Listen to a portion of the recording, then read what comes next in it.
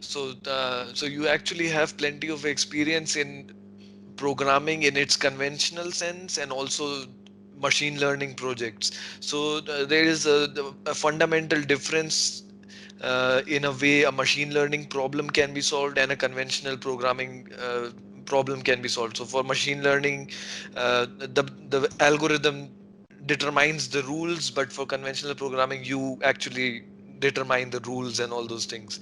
So which of the two kinds of approaches do you prefer, just as a process? I mean, they're totally two different ways. Machine learning is a field on its own, but talking about which of the processes do you enjoy more, like working on a machine learning problem, or for example, front end or back end, for example, even web development or other programming related projects? I see, I see. Just considering the process of programming here. Okay. So, well, maybe one thing that I believe about machine learning, it's cool. It's possible to achieve several awesome things, but I believe it's first an optimization on something that we are kind of able to solve. So one thing I like, I can build. Let's say that we want to build a classifier to distinguish between cats and dogs. This is the classic problem.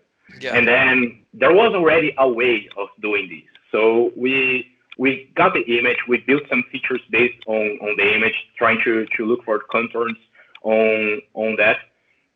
And then we did some math, some calculations, and then we would output a number in the end. And building the system is, I believe, the software engineering part, which is the part that is related to several other fields. And it's the part that I love the most, but I will get back to that soon. And okay, so first we have a problem that we can somehow solve. And then, okay, as soon as we have a benchmark or a baseline on something to know, okay, how good is our current approach, then I think it comes to place of machine learning to, okay, and what if I don't have to choose the rules in order to build this classifier? What if I could give some data to the machine and it could figure out on its own what are the best rules to make this classifier? So I believe machine learning is awesome on this regard. On okay, given a really well defined task, a really well specified problem that you know clearly what you want to optimize, then machine learning comes and saves your day.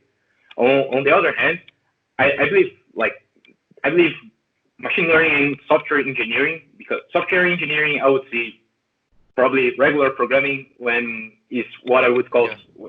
what you're calling regular programming is probably what I would call software engineering. And Okay. software engineering I see as the process of okay, what do I have to put together in order to deliver a feature? So a classifier is a feature that is able to distinguish between cats and dogs. So building the classifier itself, it's not a complete feature. You're not able to ship just that. There are Yeah. several Yeah. other things that you have to ship along. And I believe I like it's more interesting to me the process of building this structure so that in the end I can place a classifier or I can place anything else that I want in order to ship the feature that I want than working on this classifier, which is also an amazing task.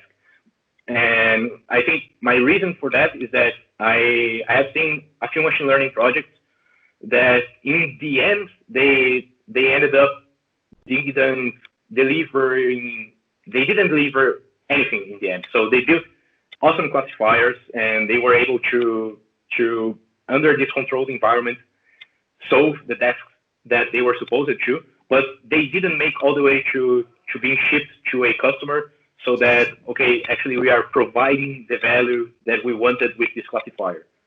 And on the other hand, these classic software engineering projects, they are they are designed from the very beginning to deliver something, to ship something to the customer, and you have the chances of having more gradual feedback as you make progress on it. So the machine learning task, you have your classifier. Either usually either it's it has a good enough performance or it doesn't, and you have to iterate on it to make it a better performance. On software, well, when you are actually building a product, you build something that works, and probably you have lots of failures, lots of bugs. You deliver it to your customer. It will give you feedback on it, and then you iterate on this process. So from you have the chance of having earlier and more often feedback on the thing that you're building. Okay, And but isn't it also true that you can have a machine learning algorithm and design a software product around that, right? I mean, yeah, uh, yeah. I mean, it's part. I think the machine learning algorithm is part of a system, yeah, and there in a real project there are going to be people in this team focused on the machine learning tasks, and people on the team focused on the other tasks related to building the system. So even just for a machine learning task, there are several infrastructure tasks. So for example, let's say that well, the algorithms they need data, and some algorithms they are predicting data on real time. Okay, in order to do that, there must be something in place that is able to collect this data and pre-process it accordingly and yeah, discard like the data that doesn't have a good quality and streamline this thing in order to feed it to the algorithm. And then the algorithm is going to compute its prediction. This prediction has to be packed or compact somehow in order to be shipped to the user and provide this value. So in the system, there are several different tasks besides the prediction task of the yeah, machine learning model. And all of them, maybe they need several engineers to be done.